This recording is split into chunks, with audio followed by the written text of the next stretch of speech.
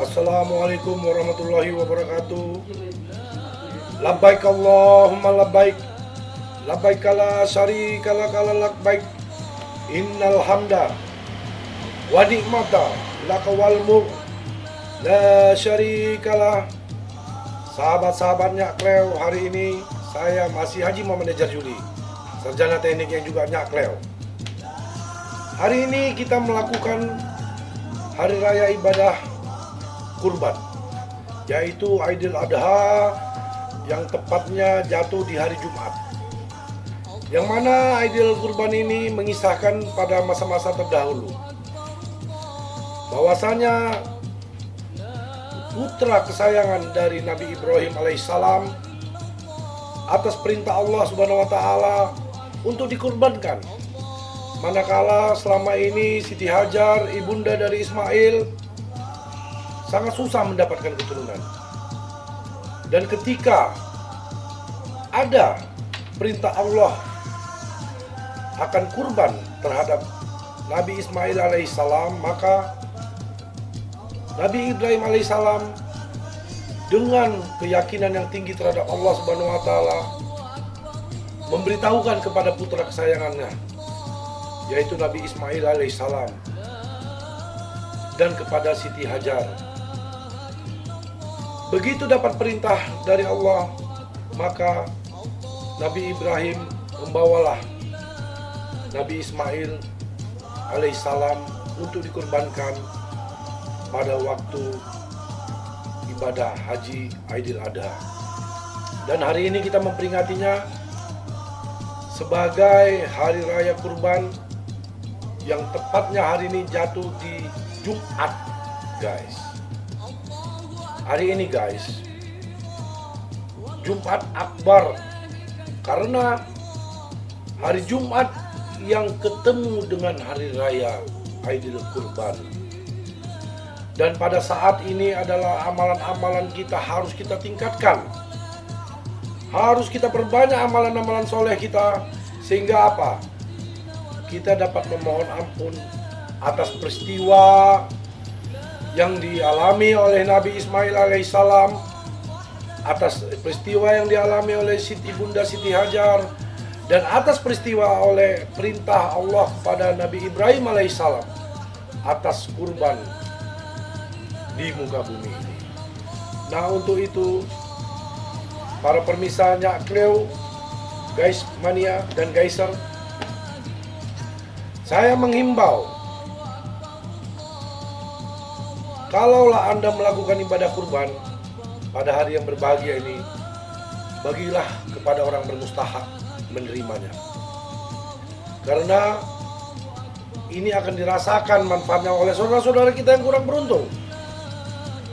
Atas peristiwa yang dialami oleh Nabi Ibrahim alaihissalam dapat kita rasakan sampai ke anak cucu kita nanti kelak, insya Allah.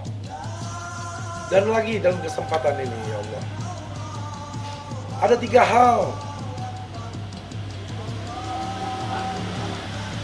3 hal yang sangat disenangi Allah ketika hari akhir, hari hisab nanti, ya Allah, terhadap orang-orang yang selalu mengamalkan apa yang diperintahkan. Yang pertama dalam Idul Kurban ini, jadilah pemimpin yang amanah. Pemimpin gak mesti harus di republik ini, gak mesti harus di kota, di provinsi, di rumah tangga Anda, guys. Pemimpin di rumah tangga Anda, jadilah pemimpin yang amanah, pemimpin yang adil, selalu mengingat keluarga, selalu memberi keadilan bagi rumah tangga. Jangan hanya mempunyai ego-ego saja untuk menjalankan kehidupan ini tanpa memikirkan rumah tangga. Seorang pemimpin yang baik harus dinilai dari rumah tangganya. Yang kedua, amalan yang sangat disayangi Allah nanti ketika hari akhir, bersedekah, berzakat, bersedekah, berkurban. Dan hari ini kesempatan kita adalah berkurban. Lakukan itu, guys.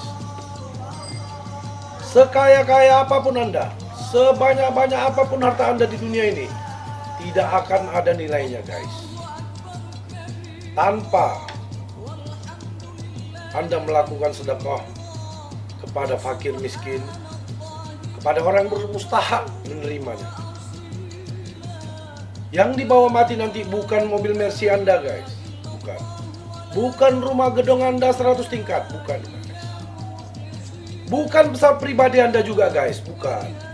Tetapi adalah amalan-amalan yang Anda lakukan semasa Anda hidup, dalam baik dia beribadah, berdoa kepada Allah Subhanahu wa taala, baik dia bersedekah, berzakat dan lain-lain sebagainya. Itulah yang Anda bawa nanti ketika Anda berada di alam barzah dan di alam akhir. Yang ketiga, amalan yang paling disenangi Allah adalah orang-orang yang melakukan ibadah-ibadah fardu di masjid, baik fardu maupun sunnah di masjid. Karena pahala yang didapatkan dengan sholat berjamaah itu adalah 27 kali daripada sholat yang ada di rumah. Jadi guys, 3 amalan standar inilah yang akan melindungi kita di padang mahsyar nanti. Ada riwayat yang mengisahkan bahwasanya ketika di padang mahsyar nanti, keringat-keringat kita akan mengeluar banyak kali guys, akan mengalir sebanyak-banyaknya guys. Karena apa? Jarak kita dengan matahari hanya 1 jengkal guys. Jadi bagi orang-orang yang amalannya itu tidak sebesar dengan apa yang dia terima di dunia ini guys, akan berbanding terbalik nanti, akan berbanding lurus maksud saya dengan apa yang di akhirat nanti. Keringat-keringat orang yang dikumpulkan di padang mahsyar itu, kalau amalan kita nggak ada, akan menenggelamkan kita guys. Tapi bagi yang punya amalan, maka keringat-keringat peluh-peluh orang yang di padang mahsyar nanti hanya sebatas mata kaki guys. Ada juga yang sebatas lutut guys. Ada juga yang sebatas perut. Bahkan ada juga yang menenggelamkan dia guys. Jadi ingat, di hari raya Idul Kurban ini, manfaatkanlah kesempatan itu untuk bersedekah. Manfaatkanlah kesempatan itu untuk berkurban. Karena Anda harus ingat, belum tentu Idul Kurban di tahun mendatang itu akan datang kembali kepada kita guys. Jadi para pemirsa-Nya Cleo yang dirahmati Allah, kullun nafsin jaikatul maut, setiap yang bernyawa itu selalu akan berpulang kepada Allah. Wallahu a'lam bishawab. Kapan Allah akan memanggil kita, yang penting di tengah pandemi corona ini kita harus tetap berikhtiar kepada Allah Subhanahu wa taala. Tetap harus bermunajat kepada Allah Subhanahu wa taala untuk kita dilindungi dari virus-virus pandemi-pandemi yang sedang mewabah di dunia kita ini. Tanpa ada ikhtiar, tanpa ada pertolongan Allah Subhanahu wa taala, kita tak akan mampu berbuat apa-apa guys. Dan ingat, jangan kalian sandarkan hidup kalian kepada seseorang, kepada pejabat, kepada presiden, kepada gubernur, kepada wali kota, kepada bupati, kepada orang kaya, kepada tokoh masyarakat. Jangan. Sandarkanlah diri kalian kepada Allah Subhanahu wa taala dan Rasulullah sallallahu alaihi wasallam, Muhammadin sallallahu alaihi wasallam. Agar apa? Kita terbebas dari api neraka dan seluruh amal ibadah kita dapat diterima di yaumil mahsyar nanti insyaallah. Oke guys, sebelumnya saya akan mengajak kalian beberapa tempat kurban supaya kalian paham bagaimana sebaiknya hewan kurban itu dikerjakan, dilakukan pemotongan dan ditimbang-timbang bersama seluruh kelompok masyarakat yang ikhlas hatinya, rela hatinya melakukan kegiatan pemotongan, pembagi-bagian di dalam sebuah masjid yang akan kalian saksikan sebentar lagi. Dan nanti juga saya akan menunjukkan bahwasanya ada seseorang yang suaranya sangat merdu dalam mengundangkan azan yang seperti Bilal bin Rabah. Dan ini sangat terpendam bakatnya guys. Ya. Di hari raya Idul Kurban ini saya akan membuka kepada kalian supaya kalian tahu bahwasanya potensi-potensi muslim masih banyak yang terpendam dan belum tergali guys. Oke? Sekali lagi Haji Muhammad Ejar Juli mengucapkan minal aidin wal faizin, mohon maaf lahir dan batin. Selamat Hari Raya Idul Adha.